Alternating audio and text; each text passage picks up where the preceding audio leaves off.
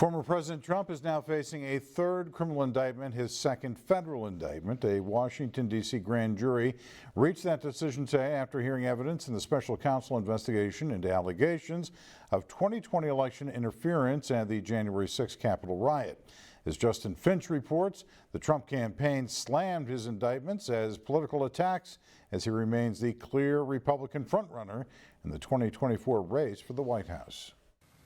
Now unsealed, the sweeping special counsel indictment charging former President Donald Trump in an alleged scheme to overturn his 2020 election loss to Joe Biden because federal prosecutors say Trump was determined to remain in power. An alleged attempt to disrupt democracy that culminated with the deadly Capitol insurrection.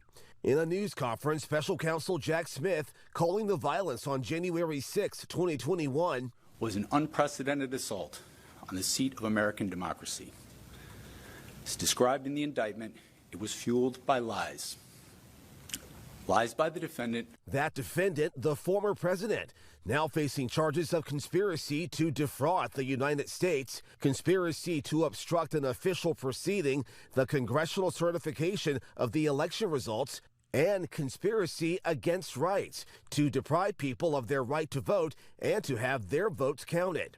The 45-page indictment also mentioning 6 unnamed alleged co-conspirators, described as attorneys, a political consultant, and a Justice Department official who also promoted election fraud claims Trump knew were false.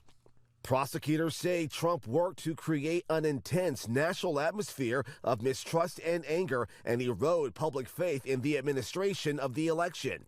The indictment goes on to accuse Trump and his alleged co-conspirators of creating fraudulent slates of electors in 7 states, of trying to compel the Justice Department to conduct sham election crime investigations, of pressuring Vice President Mike Pence to reject legitimate electoral votes on January 6th, and ultimately Trump sending his supporters to the Capitol to obstruct the certification proceeding and exert pressure on the vice president. We're going to walk down to the Capitol and we fight.